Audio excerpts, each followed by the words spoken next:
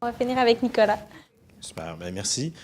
J'aimerais vous entendre sur l'empowerment des jeunes, la participation citoyenne des jeunes. Il y a eu des bons et des moins bons coups dans les dernières années, notamment l'abolition du financement des forums jeunesse, mais il y a aussi eu la loi 693, je crois, qui permettait d'avoir des sièges jeunesse sur les conseils d'administration de sociétés d'État. J'aimerais savoir ce que Québec solidaire propose là, en matière de, finalement, de participation citoyenne des jeunes. Oui.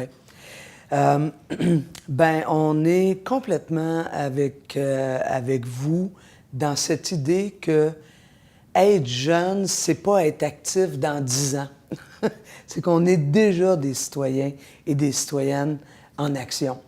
Alors pour nous, d'une part, un des endroits où les jeunes prennent leur engagement, ou en tout cas s'impliquent socialement, c'est beaucoup à travers le vaste réseau des organismes communautaires.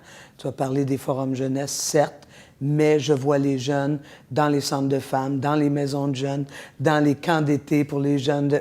Je vois les jeunes partout et Québec solidaire veut, puis là je ne vous dirai pas le chiffre encore une fois, mais soutenir de façon substantielle les organisations communautaires parce qu'on sait que c'est un lieu d'engagement citoyen.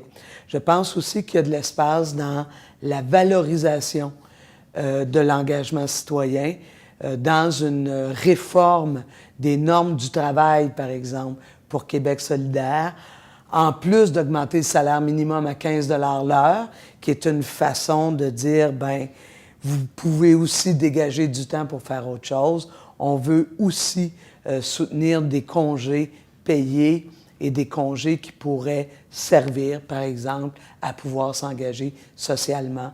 On veut augmenter le nombre de vacances à 4 semaines parce qu'on pense que c'est bon pour les gens, pour leur santé mentale, mais aussi pour l'engagement citoyen. Alors, je pense qu'à travers tous ces moyens-là et par le travail de groupe comme les forums jeunesse, on est en train de se dire que les jeunes, leur engagement, c'est pas pour demain, c'est aujourd'hui que c'est important. Bien, merci. Est-ce que, un peu dans la même logique, on a un plan pour peut-être permettre aux jeunes de demeurer dans leur région, de finalement se réintroduire, rester là, dans leur région? Oui. Bien, c'est sûr que, je ne l'ai pas dit tantôt, mais dans un premier mandat solidaire, on veut revisiter toute la question des universités, du financement des universités et même, je dirais maintenant, des cégeps. Il y a quelque chose là qu'il faut reprendre là, parce qu'il y a quelque chose qui ne marche plus. Donc ça, c'est une façon aussi de permettre aux universités en région de pouvoir vivre. Mais au-delà de ça, vous allez voir qu'avec le plan de transition économique qu'on va vous proposer, ce n'est surtout pas pour centraliser les emplois à Montréal ou dans les grands centres. C'est pour nous assurer que sur l'ensemble du territoire québécois, il puisse y avoir du développement de nouveaux emplois et je dirais de la consolidation aussi d'emplois dans les services publics.